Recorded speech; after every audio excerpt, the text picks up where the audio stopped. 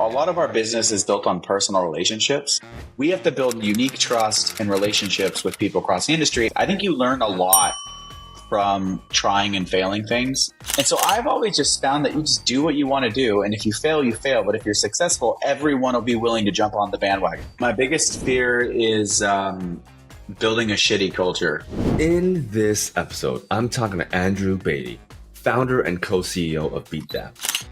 They are one of the largest companies globally detecting fraud on streaming apps. They've completed their Series A round and works with major music labels like Monarch Music Group and Times Music. On the side, Andrew also manages a $200 million VC fund. We're going to talk about number one, the top marketing trend of 2024.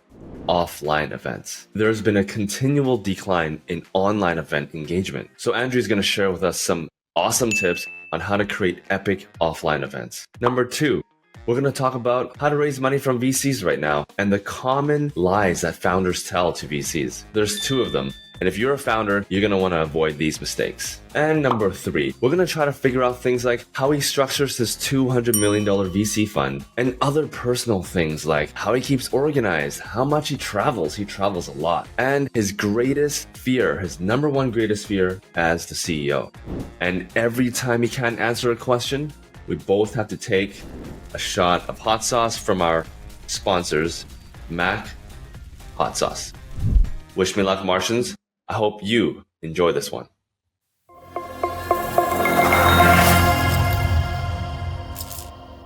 Hello, Martians. Welcome back to another episode of Marketing on Mars. Today we got a round two guest. Our second or third round two guest, I believe. Yeah. This is round two, and it's Andrew Batey from, he's currently the founder and CEO, co-CEO of a company called Beatdapp. Andrew, welcome back. Thanks for having me. Can't wait to blow my mouth out here with all this hot sauce. Should be a good time. Yeah. And you and I, we've met on a pod, we've met in person. So this is our first conversation. So it's going to be it'll hopefully be very casual. With a little bit of an audience, the studio audience. It's always a good time. I don't know what to expect when I come into these with you, but I expect that it'll be fun and I expect that it'll be unique. So we'll see what happens. Yeah. Before we do any of that stuff, do you want to just give like a quick update on your life since the last time on the pod? How has the last year and 4 months been? Man, it's been crazy. So obviously Beatdapp has grown a lot. We have a whole entire floor in downtown Vancouver. We've hired probably 50 people in the last year.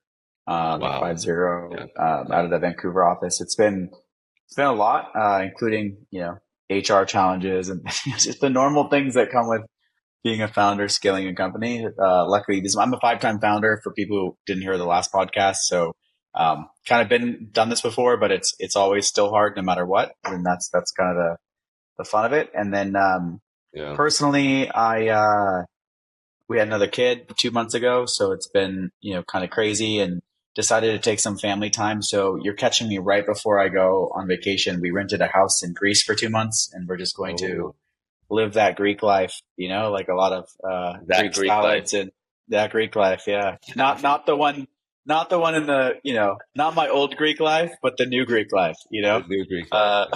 Not the college Greek life. No. The adult Greek life. So doing that, and then I did something crazy. I think I always have some sort of crazy thing going on, whether trying to be the first artist on the moon, or obviously I think you can see the plaque behind me I released a country music single song. We went number 4 in the United States a couple years ago. There's always something crazy I'm deciding to do. It was a crazy experience. I mean, could probably do a whole podcast on how shitty I am at making music, but I love country music. Eventually. I love country music, and our team loves country music. I mean, they love rap a little bit more than country music, but still. Just wait till you see I'll do it like a drill song next. Put that out for you guys. Do it. A little bit of hard hitting drill music. No, we can go into the album if you want. It was quite a journey. But lately, what I've been thinking about, I started training probably like a month ago.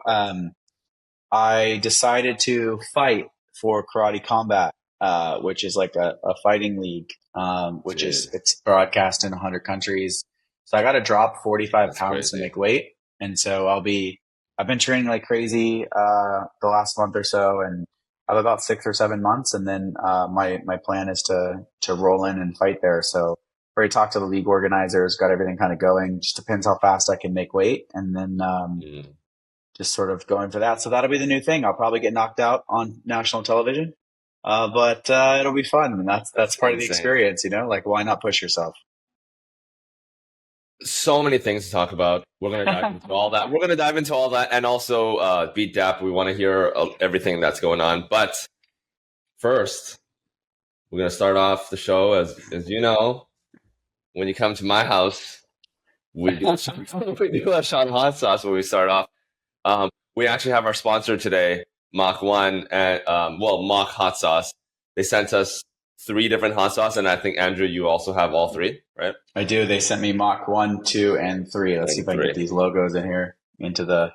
Let me. Sweet, Oh, sweet. don't want to forget the hottest one. The hottest Yeah. one, which is three. And for the So record, for everyone listening, I am not great with spice, so this is definitely going to hurt me. But I'm here that's for the why you're ride. on the show. That's why you're on We the show. will. We will chalk it up to training. Yeah. Okay. So we'll start. It goes one, which is the lightest one, and then it goes up to three, the spiciest one. So we'll go with. And Andrew has not tried it yet, so this will be a legit reaction. Yeah, I have not had this particular hot sauce, as you can tell as I'm unwrapping it here. Yeah, I love that you're so scientific with it. I know exactly. This is my hot sauce spoon. I don't use it. I don't leave anywhere. I don't leave the house without this spoon. This is You're everywhere. Cheers.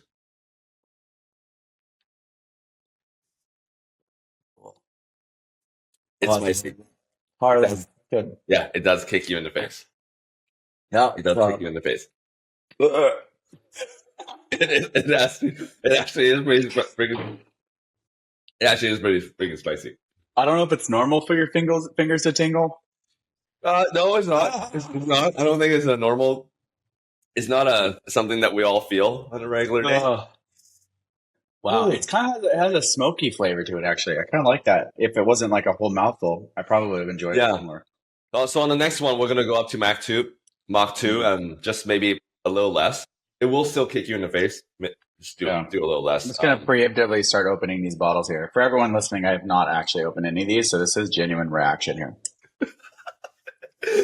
Our audience members are loving it too. So which is great. Okay. So we prepared some questions. Our team has prepared. We've prepared some questions. So we're gonna go through them all. Cool. But I guess let's talk a little bit about. I mean, that's pretty crazy. Training for the fight. Let's talk a little bit about your recent updates, and then we'll get into the company afterwards. Yeah. But what made you wanted to do all these crazy things like country music, training for a fight, like all these things outside of business? When audience members and most people think founders spend most of their time on their company, right? But that's not true. I found some of the most successful founders are always doing something outside. What made you want to get into these couple of things? I think I have lots of interests. And so I'm constantly evaluating other interests. And we actually push our team to do continuing education. So we actually want a lot of our team doing like side projects. I think you learn a lot from trying and failing things and doing different things. And whether you know it or not, you end up bringing that stuff into a business context. So I enjoy having people work on things sort of outside their comfort zone. I think it also stems from the fact that I have ADHD. So which I discovered late in life. Like I didn't realize this until about 2 years ago. I really thought I just was really good in chaos. I love having I context switch constantly. And I think in my early 20s, I figured out that to be successful, I needed to context switch into things I was really passionate about. So my day will be like me jumping like mentally into different things. And because if all of them have timelines or pressure, then I end up being really hyper focused. Like it's hard to get into like this hyper focus zone in ADHD, like to where you complete things. You need like this pressure and you need like a deadline. And so by having all of these different things at one time, it sort of pushes me to get the deadlines done faster. So I would argue that I'm actually way more successful as a founder because I have different things. Because every time I've tried to pare back and only do the one thing, it's like I'm way worse at it. I'm significantly better at managing everything when it feels chaotic for the normal person. And for me, my brain is just making the connections and jumping and jumping and jumping and jumping and jumping, and everything's like slowly moving inches at a time to where it needs to go. I don't know if you think, first of all, I also have ADHD. So this is going to be a great conversation. Two ADHD guys with hot sauce like this. Like what can go wrong? But like I have this thing where I have like a North Star, one North Star. People talk about the one thing. Like I have this one thing that I want to accomplish, but I have a million other tasks that I need to complete to get to that goal. And that's what I enjoy. I like doing all those million things, and I like to context switch all the time. Yeah. I manage my ADHD with Excel sheets. So I have like a million Excel sheets. How do you manage your ADHD? Like, how do you track everything and make sure like all the million things that you're doing is helping your North Star go forward? Generally, I use my inbox that way. So my email inbox is basically one giant to-do list, which, for everything I'm involved in might have a different email inbox. So collectively right now, I'm probably about 600 emails behind because I've been in like 7 or 8 countries in the last month. So it's been a lot of traveling right now for Beatdapp. And so that, things pile up. It is what it is. But, those are like to-do items. And so you're constantly just triaging the to-do items, and then you can feel the pressure coming because you can see the date, and then you just start like plugging holes as fast as you can. And sometimes it forces delegation. Sometimes there's stuff where I'm like, I really want to do this thing, but now it's been 3 weeks and I like actually realize I can't do it. I have to delegate it. And so, I don't know, the inbox is sort of just stares me in the face. I don't necessarily use the Excel spreadsheets. But I definitely, my inbox is very, organized. Damn, that's crazy. Are you a inbox zero kind of guy? Like Never. I wish. When I get to 0, I panic. Like something's wrong. Like, cause it means it's happened to me maybe 3 times in my life. And then when it happens, I'm just like, what am I supposed to do now? Like, it's like so awkward for me. It's not a great feeling. Yeah. I'm always trying to, like, I always aim for inbox zero. For me, that's perfection, but it just never gets there.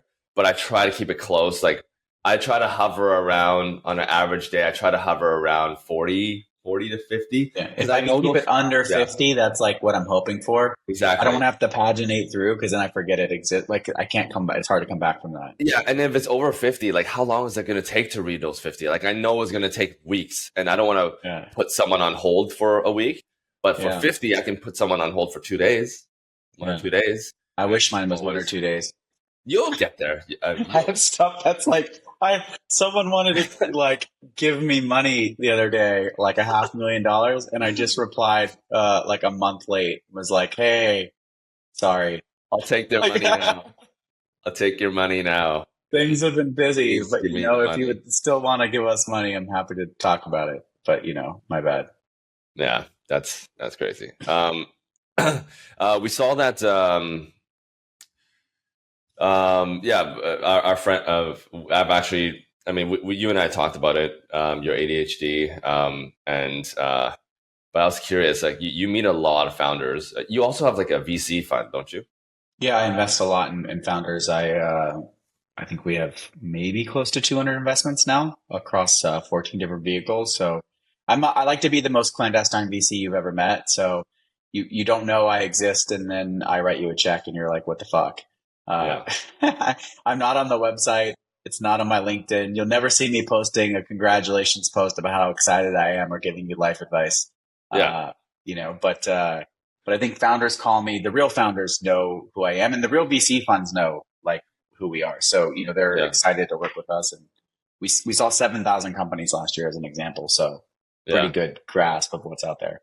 Now, is it like a fund, like you and your friends, you and your buddies put together like a fund, or you're more like a solo? No, I put a fund together. You put a fund together. Yeah, it's a full fund. We have, like I said, so I had this whole concept that VCs that try to raise So no one wants to talk about it, but most VCs don't return their third fund. So what ends up happening, the Yeah. traditional VC, like they decide they want to get a VC, so they launch like a 10 to $20 million fund. Then they launch like a 50 to $60 million fund as their second fund. And the thought pattern is, look how great we did on paper. Like you should invest in us. And the second Yeah. fund should be your easiest fund to raise because you have some sort of track record. Your third fund, your hardest fund to raise, because at that point, you now need to raise a much larger fund for all the admin and support and all the infrastructure you've built. But Yeah. also, you have to have started returning capital back. So people care about DPI at that point. And so they're looking at you going like, did you actually return money or not? And a lot of VCs, that's where they fail. And the ones that make it through, think of it like Harvard acceptance rates. Like Yeah. if you are the single Yeah. digit percentage that makes it through, then pension funds open to you and large institutional investors, and then you go for like the $1 billion sort of round. What's Yeah. interesting is that I think my opinion was that large funds is where venture goes to die because their returns are smaller in terms of multiples. It's safer, sure, if you're at a pension fund. Admin costs. Okay, Admin admin costs are costs are higher. way high. Everything's it's just there's way more infrastructure, and also because you are writing such large checks, you now need to lead. Very rarely do you see them following on as investors. Like they're almost always leading. So Yeah. your pathway to that point has always been collaborative. You've been friends with other funds. They've been leading the Yeah. rounds. They trust that you'll be helpful. You jump in. Maybe you had early insight because you're close with those GPs. So you're always in on deals before everyone else, which is how you got your deal flow. Um, but when you're suddenly writing the checks, you're now competing. You can't virtue like invest. You can't signal invest. Like I can't be like, oh, Sequoia wrote this, so I should write this, or A16's writing No. this, so I should write this. Like Because now you're the one. you are Sequoia now. You have to underwrite that deal. You have to do the diligence. You have, and Sure. so when I looked at that, I said, this feels like a broken model. And we had a family that came to me and plus my own money to invest. And I thought, you know what? Like, let's build a venture capital fund that has multiple small funds, like all between 10 and $30 million each with their own lane. So in context, in aggregate, the AUM is much larger, which gives you the infrastructure you need, like a larger fund, but you're nimble and specific enough in each one of those sleeves so that you have the higher return multiples and you have the Sure. sort of fidelity and functionality of a small emerging fund. So what we have is a series of small emerging funds that are all 10 to $30 million each. And if we're good at them, we just rinse and repeat. So we do fund two, we do fund three, we do fund four in its lane, but it looks almost exactly like the previous fund before it, the predecessor. And when we Yeah. have new insights or like, oh, this would be an interesting fund to launch, then we launch that. So across all of our investments, we now have 14 funds, and like how large? five Like specific lanes. so 14 times 30 ish. So that's like Yeah, some of them are small, some of them are like 10, 12 million, but yeah, a couple Yeah. hundred million in assets under management. couple hundred million. Just casually raising a couple $100 million while training for a fight and writing music. It is just what it is. Well, I'll let you know in 10 years if I was any good. It's it's been fun. It's been a great ride. And I always just want to try new stuff. Like I think everyone boxes themselves in. Why not? I know going for a fight sounds crazy. And I went to one of the fights recently. Everyone boxes themselves in. I like what you did there. Everyone, exactly. Everyone boxes themselves in. And I don't know. I just feel like everyone always told two things I know to be true. When I was 19 and I thought I had good ideas, everyone just thought I was an idiot. And then I proved them wrong or did something unique, like how I was one of the first people launching stuff on Facebook. I was like really early on the social train in 2006, 7, 8, sort of led the market there. And everyone thought I was crazy until I wasn't. And then all of a sudden you're the expert in that thing. And everybody wants your help in that expertise or that thing. Same thing happened with blockchain. I was everyone's weird crypto friend in 2011, 12, 13. People didn't want to talk to you at parties. They're like, that's the weird guy. And then all of a sudden it's mainstream. Everyone's like, hey, Mr. Oracle, how do you feel about this? What's the macro level environment doing? Do you have any alpha for me? Like everyone has, all of a sudden you become in demand for that thing. And so I've always just found that you just do what you want to do. And if you fail, you fail. But if you're successful, everyone will be willing to jump on the bandwagon. So I just haven't really ever thought about, I go to my wife and say, is this a good idea? Because she's pretty straightforward and she'll be like, that's stupid. But generally speaking, I just do the things I feel passionate to do. And I was in Germany last year. So I used to train when I was like 19, 20, 21. I lived with a bunch of fighters. I Yeah. trained a lot at a boxing gym in LA. A lot of pro MMA guys, like UFC guys, went to that gym. A lot of pro fighters trained there. And so I was around really the world's most elite fighters in multiple different, styles. So some of the world's like best heavyweight, like boxing champions, lightweight, like some like like legit UFC champions. And I Like which trained with one? them, Like which ones? like that were training there. Yeah. Rampage, like Mayhem Miller, who just got back out of jail. Babalu was training there at the time. Wow. Pacquiao did his fight camp out of the gym for when he was training for boxing. Actually flew to the Philippines for the Pacquiao Holy fight when he smokes. fought Ricky Hatton.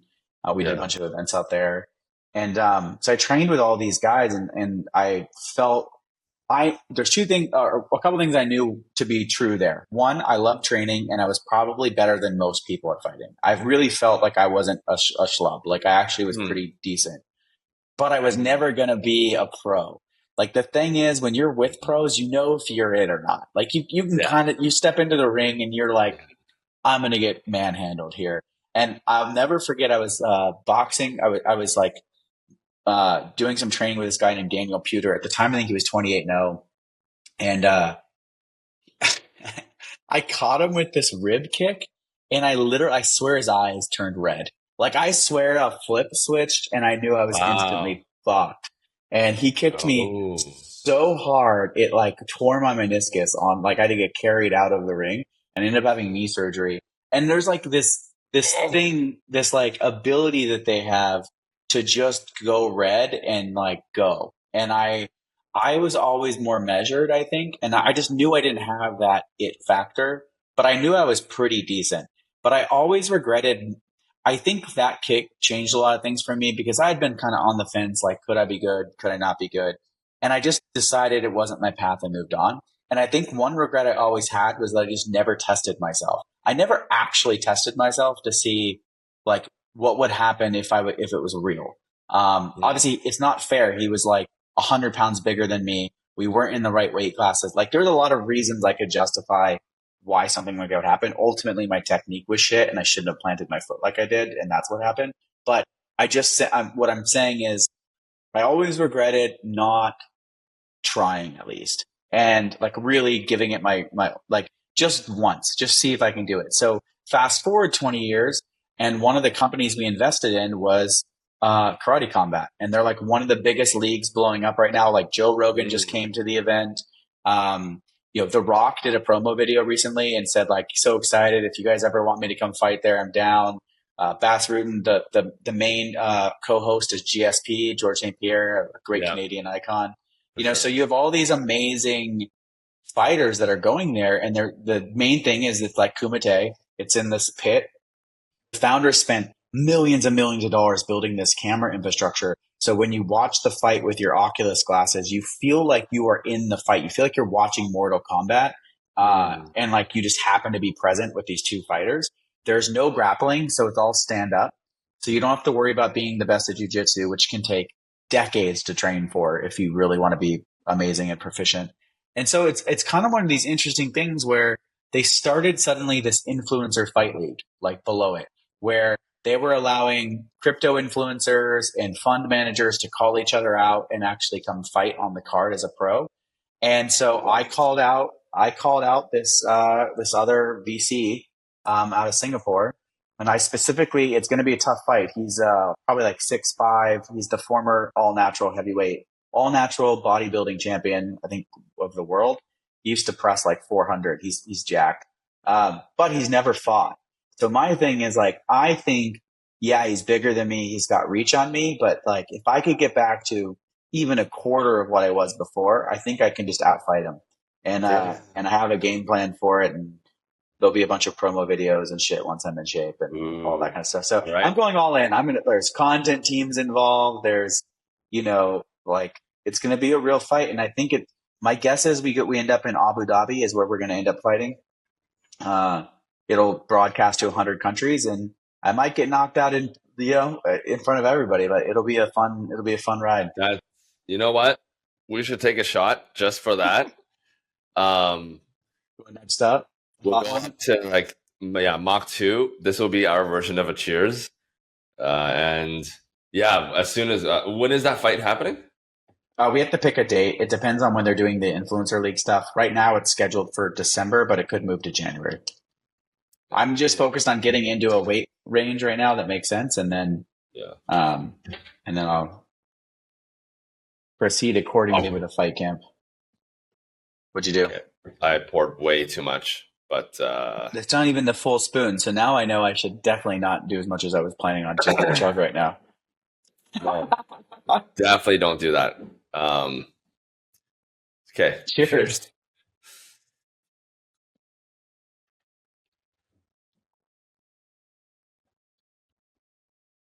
Oh, you know what? Someone's less hot. Feels like That was actually less it, hot than the it's a one. subtle burn though. It's like not up front, but it's just like it's like heating Oh up. yeah, oh Like my yeah, tongue's getting warm now. it is. I like that. That'll be great on like breakfast tacos, actually. My phlegm is coming out like a No. phlegm killer. Um, I remember number three is where it gets like Brutal. it changes levels at number three. It's a function up. Yeah, it goes from like one, maybe 1.1, and then and then probably like three. Nice. All And right. actually, that's what the guys at Mach told me is that they're gonna try to level up the two. I guess the biggest thing I wanted to ask you is like what have you guys tested out this year in marketing that is working really really well right now? We And I'll just leave started it really doing, open. yeah, no, we started, it's like an anti-marketing, to be honest. I think a lot of our business is built on personal relationships. And so what we've started doing is hosting these dinners. And the dinners are like intentionally less than 10 people. Everyone needs to fit on one table. Enough of a less the small enough group that no one's having side conversations. Everyone's actively engaged in the one conversation occurring instead of Yeah. people having conversations across the table different ways. Everyone's in the same convo. So that naturally limits you down to, well, that's kidding me a little bit, uh, down to like 10 or less people. It's Um, getting it. and so what's really cool is like the whole thought was, how do we have these dinners? We hosted a dinner like 2 years ago and we invited the CEOs of really major music companies to the dinner. And we brought in this guy named Schumann who had, they call him the click fraud czar. He was literally the guy that built the fraud tools at Google. He was there for 10 years. Then he built a cybersecurity company that he sold for like $1 billion. He is like the guy. Like he is the one of the most premier experts. So we brought him in to talk about fraud in general, how fraud happens. One of the sort of stories he gave us was how the Russians were stealing cheese.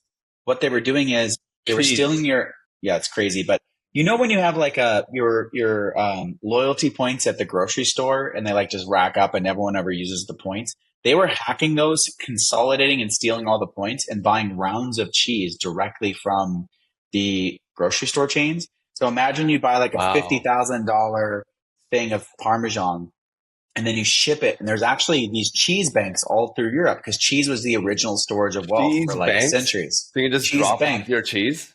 and sell the cheese wholesale to them. And then you make money. So what they were doing is stealing everyone's loyalty points, buying giant rounds of cheese, transporting and selling the cheese, and That then sounds making crazy. millions of dollars off of people's like grocery store points. Which is crazy because who protects their grocery store? I couldn't even tell you what balance we have. Like I don't even know what that is. Like they tell me it to tell if I have like an extra $10 off or something. I never pay attention, but that is a massive way to steal money. I mean, first of all, that could be a Netflix special. I feel Oh. that could totally be a. So we brought this guy in and said, let's have a cool dinner with all, like, we wanted to do something was different. At conferences, everyone has like the pop-up booths. They try to host parties and everyone goes to this party and there's like 50, 100, maybe 300 people there and everyone's networking. At our level, that we're a B2B enterprise solution and we have multi-million-dollar contracts. No one is going to deal with like a low level BDR, SDR, and then go sign a 7 or 8 figure deal. Like that's not how our No, business works. no. We have to build unique trust and relationships with people across the industry. And I said, like, these guys hate going to conferences because they wear their badge and everyone attacks them. Like, I want this deal. I want to do this. Like, hey, you're the CEO of this music company. I'm trying to pitch you, whatever. So I was like, let's just do a dinner where they learn something that's cool and we do Yeah. something that's not branded. So when they come in, there's no roll up banners that are like Beatdapp. There's no, you know, standing up and welcoming them to the party and giving them a 45-minute lecture on what our company does and how we help the industry. Like, it's just Yeah. like, welcome. Everyone introduce who you are in case someone's unfamiliar quickly in less than 45 seconds to a minute. We've brought a guest speaker who's really amazing and interesting. And then And that only speaker, eight, 10 people in a room in this yeah, room? that's it. And we And rent in out a restaurant or no, most of the time restaurants. We did like the Gibson Guitar Lounge once, which out of Nashville, which had like the first guitar ever made by Gibson. oh, It that's had so sick. it has like an entire vault so you can see and play all these $1 million guitars that like no one else has seen That's so before. freaking sick. I And love we that. catered that. Um, so we had Schumann once. We had Boris Johnson, the former prime minister from the UK. The We UK, had, yeah. yeah, who was amazing, by the way. Yeah. You know, what we don't talk about what happens at the dinners. It's completely Chatham House rules. So I won't say like what he said or attribute it to him, but Did you literally guys talk everyone about left. Brexit? We talked about a lot of things, but a lot about AI content protection for creators Ooh. and how to protect creatives, especially in Europe and what regulations are coming. But you know, at the end of the day, what we learned in the first dinner was everyone didn't know each other. We assumed every CEO would know every other CEO, They and it don't. turned out they No. had knew who each other were. No one had ever met in person. And so it was kind of really this weird thing. Like, we're the glue that brought all of these industry icons together. I remember leaving that first dinner and someone's like, what you guys just did, you don't understand the gravity of and how crazy this is. We have never been to a dinner like this before. There's no marketing and we put a lot of effort into intentional things. So for example, when you walk into the dinner, you're given a name Yeah. card. It's Yeah. your name.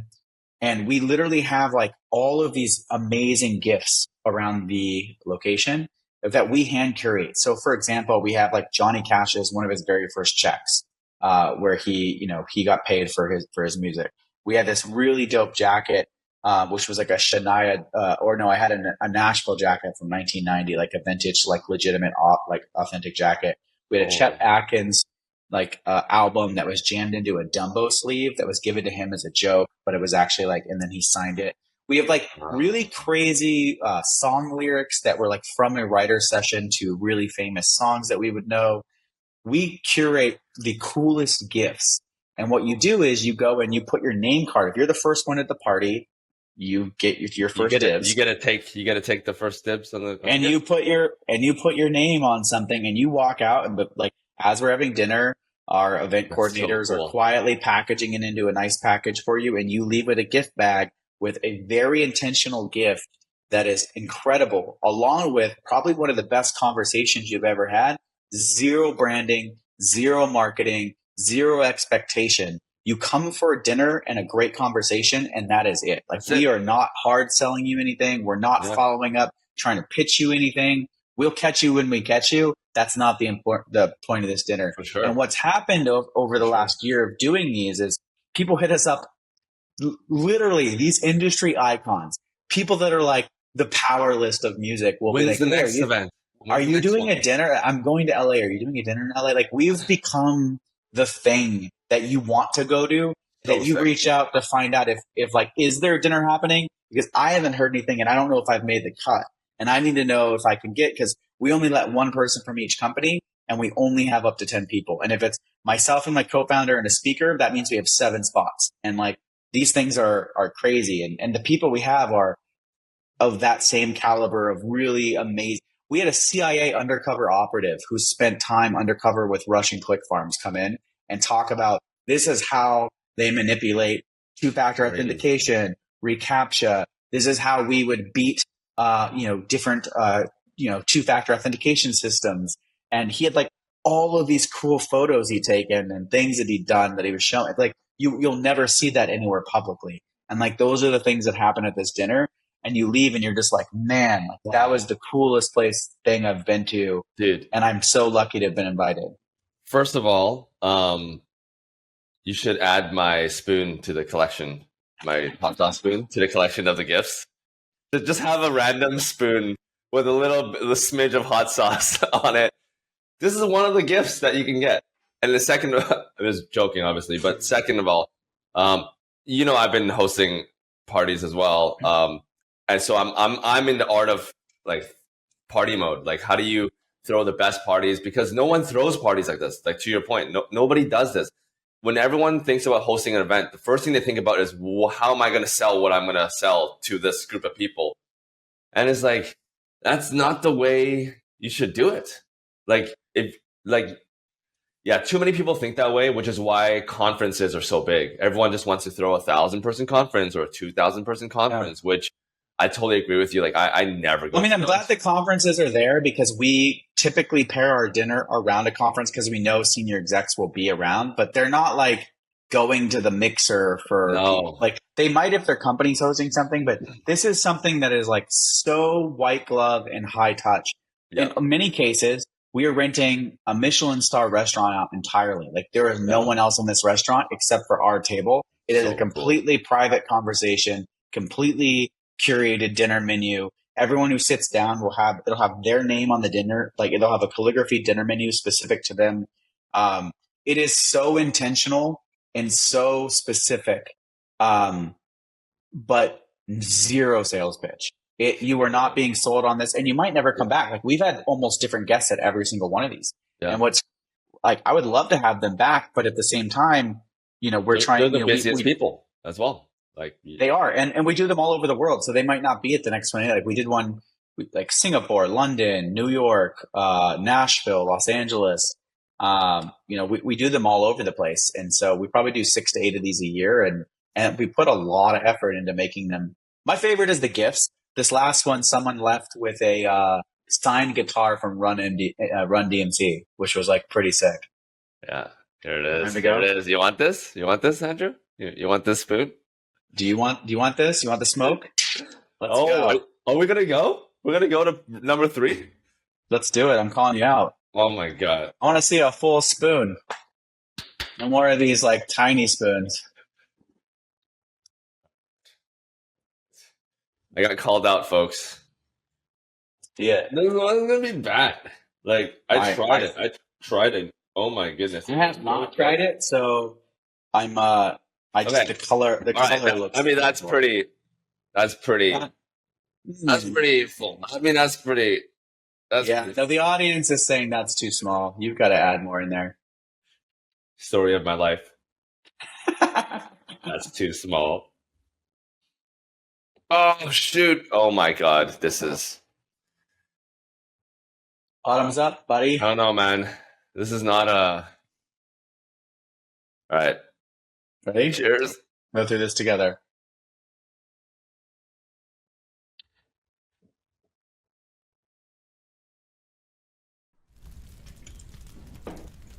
Yeah. That one kind of hits a little different.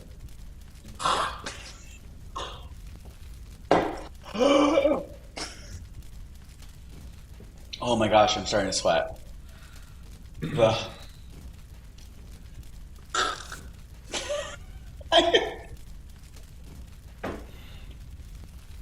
Oh, we don't have these at the dinners, that's for sure. Oh my god. That's really This hot. might be the first time I swore on the show. It's actually like deep in my throat. That is so bad. I gotta drink some water. It actually tastes really good. It's just painful.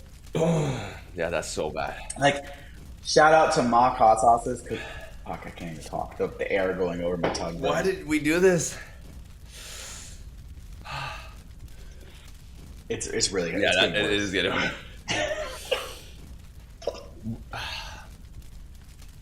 Oh. Take. I got it.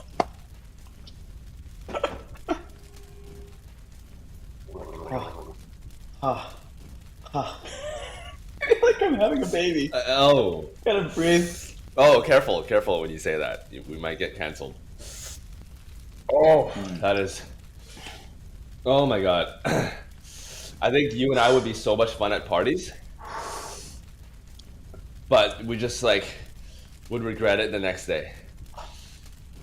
Yeah, I would do almost anything. Oh my gosh, this is just getting way worse.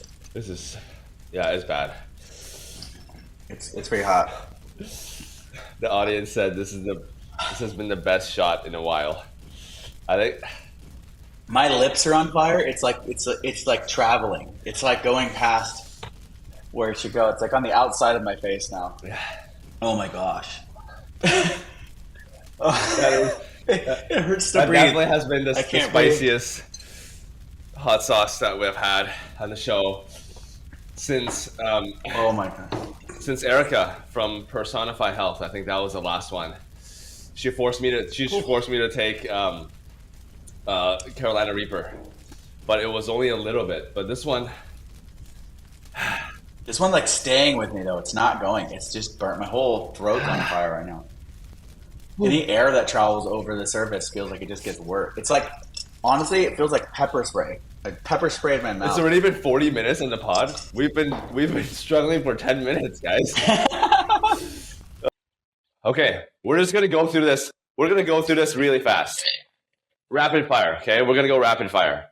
So I'm gonna give you a question and you just answer in less than 5 seconds. Okay. Okay, I'm gonna go. ChatGPT, are you guys using it? No. No. Interesting. Our client data can't go through anything like that. So we don't use anything ChatGPT related Okay. on our client data. Interesting. Okay, under 5 seconds. App that you're using to be more productive. TripIt. I'm traveling something like 500,000 miles this year. I forward all of my itineraries. It's so easy. You literally just forward it to them. They somehow parse it, put it in, has all of my confirmation codes, like updates me on everything. It is the best app I've ever used for traveling. Wow. And this episode was not sponsored by TripIt. Biggest trend in marketing right now. Out of home. I think everyone's focused on digital, and I see a lot of people moving back towards physical Let's go. advertising and marketing channels. Same thing. Same way. Worst conference that you've attended in the last 12 months?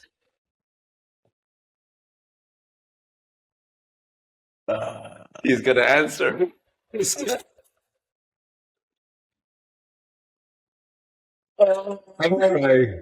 I'm crying.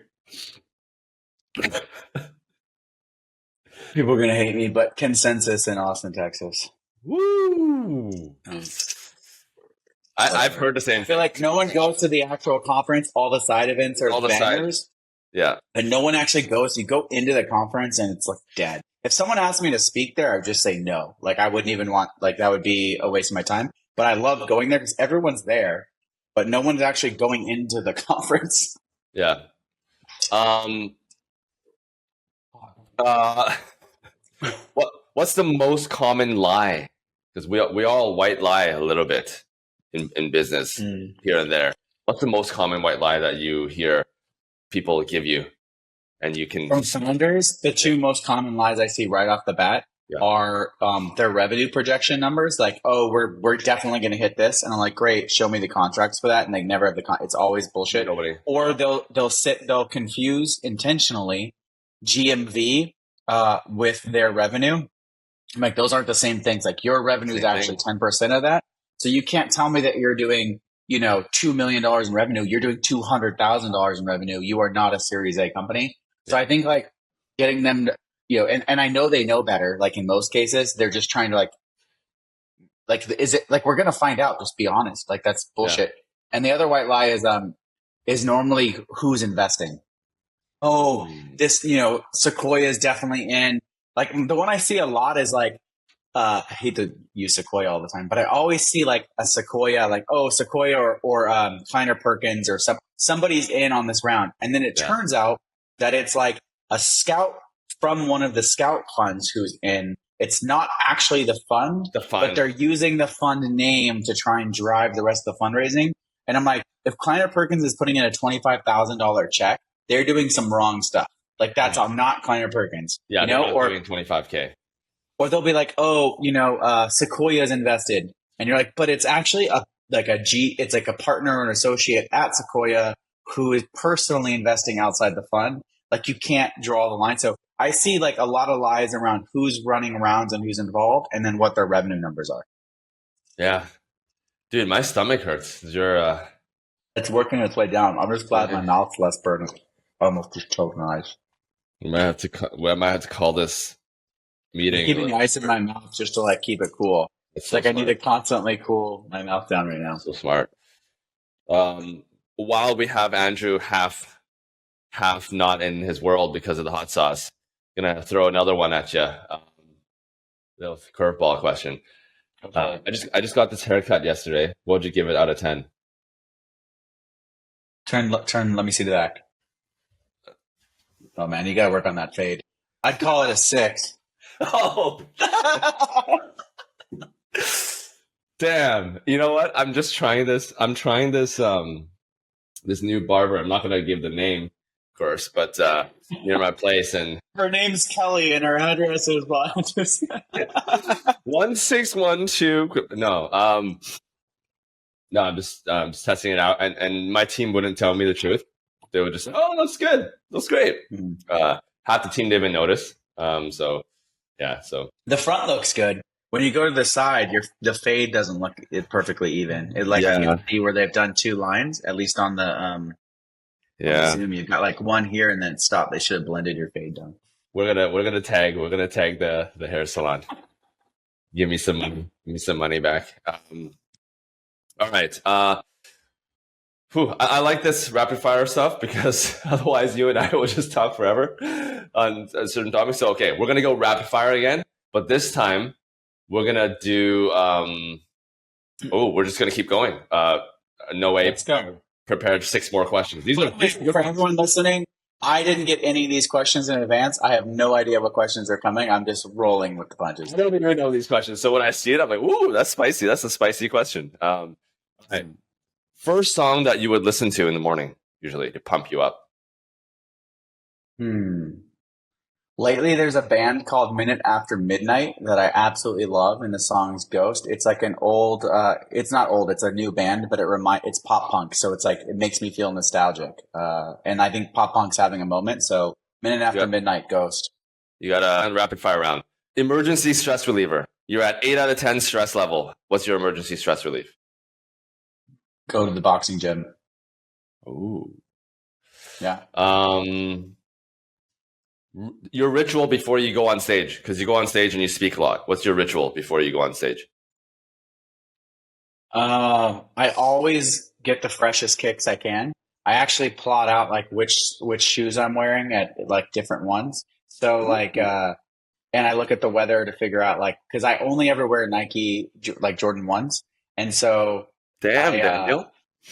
I kind of like think through what I'm gonna wear. So the last place I wore these not for sale black and reds, and then I have for my next one probably in September because I'm taking 2 months off for the family. I have these off whites that are like the blue UNC off whites that I've never worn before. There's in a box. I'll probably wear those. And once I wear them, I wear them. Like I don't like put them back in the box. So once they're out of the box, I rock them more often. And I just have a bunch of different shoes. That's the hardest part of packing is like which shoes to bring because they take up so much of your suitcase. Anyway, my ritual is shoes, making sure the shoes are clean, and then like, trying not to think too much about what I'm going to say. Just go out there and do it. Recent podcast that you recently started listening to? Yours. Damn, how sweet. How sweet. Look at this guy. All right, I'll get you dinner when you're back. Are you back? Are you in Vancouver, by the way? I'll be back in September. For everyone that's in Vancouver in September, we're doing a battle of the bands for our company. So half of our company is going to like form bands. We've rented out the Rio Theater. It's like 300 cap room.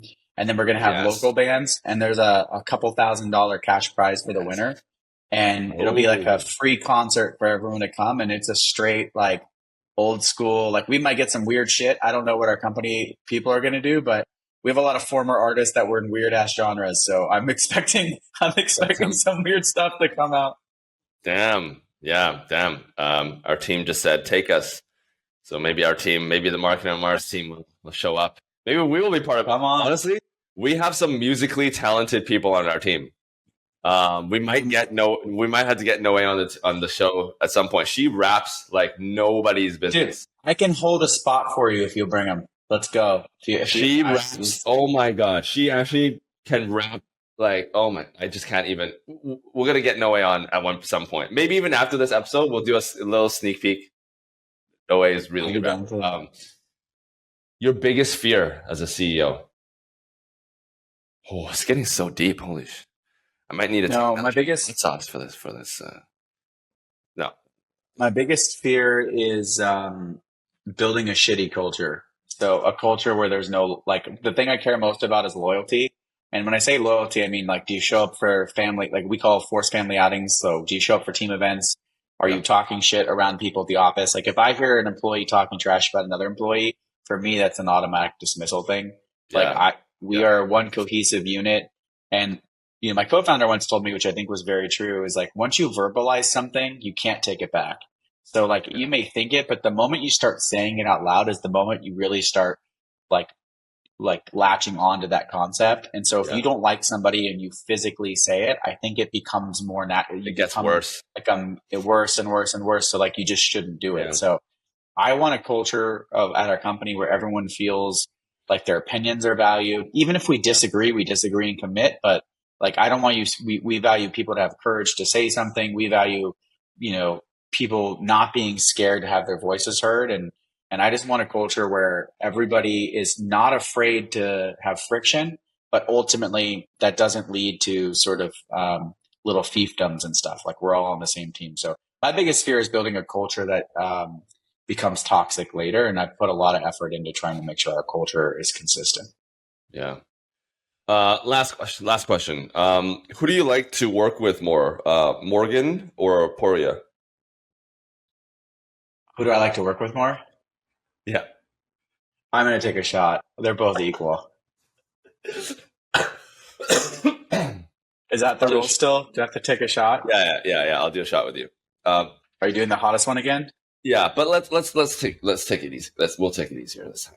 Like, yeah, dude, Andrew is just on another level. That hurt. How do you do that?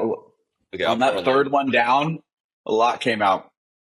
I'll pour a little bit more just because, but I'm definitely like, this is not a lot compared to the last one.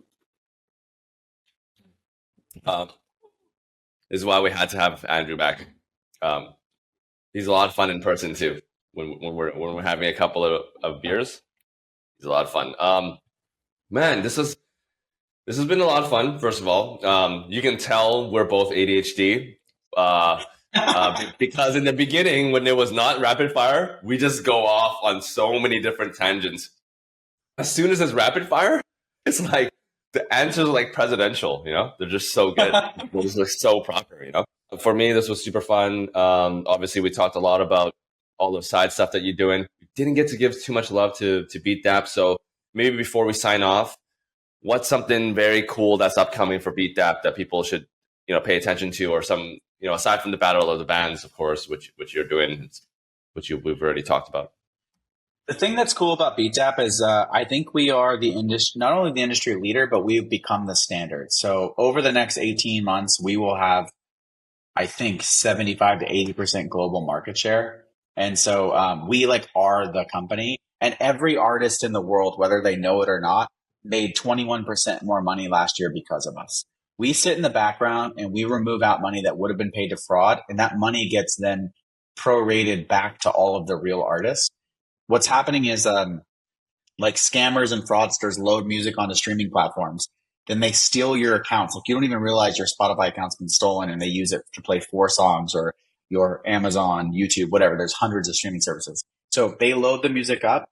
then they steal other people's accounts to play their own music. And Do they buy cheese? Do they buy cheese with your I mean, they might buy cheese, but they're stealing $2 to $3 billion a year from real artists. So every artist last year benefited because of us.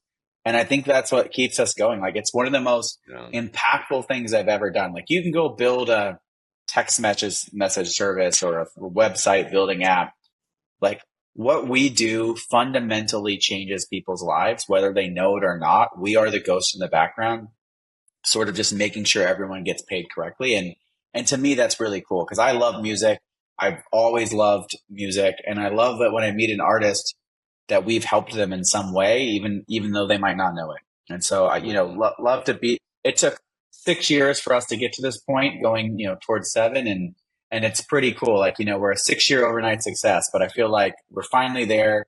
We're probably going to be an anchor company. We don't have any intentions of leaving Vancouver. We just keep growing and growing there. So I think it's really cool that Vancouver isn't just known for bio or for natural resource or whatever. Like, we have a creative space company that is, that's in Vancouver, that is the leading world industry experts in this stuff. And I think that's pretty rad. Dude, that's all. That's my plug for Beatdapp. Like, we don't work individually B2C, but like, it's, if you're an artist and you hear Beatdapp, you should just be supportive. If anyone asks, like, send you money. Send you a tip. But, maybe just make it a nice tweet. Like, I love these guys. Nice little tweet or a Facebook post or something. Just say, I love what these guys are doing. Like, that'd be cool. That's awesome. Well, number 2 in the books. Would love to get you back for round 3. This was super duper fun. I'm gonna have to go get some water, use the washroom. I'll catch you. I'll catch you either in Vancouver or whatever. Thank you so much for jumping on the show. Sounds good, man. Cheers. Peace.